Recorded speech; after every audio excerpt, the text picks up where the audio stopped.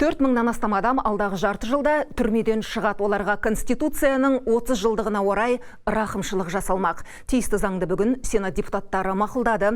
Енді президент қол қоюы тиіс. Жалпы амнистияға 15.000-нан астам сотталған ілігеттесек, соның 4000-дайы жазадан толық босатылады.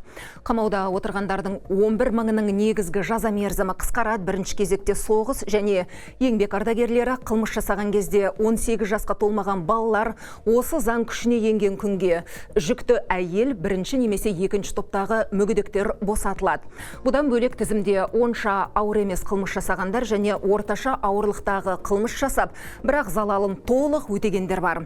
Ал шетелде жазасын өтеп жатқан 1000-нан астам отандасымыздың жасаған қылмысы ауыр болғандықтан ешбірі рақымшылыққа ілікпейді. Ауыр қылмыс жасағандарға да кешірім жоқ.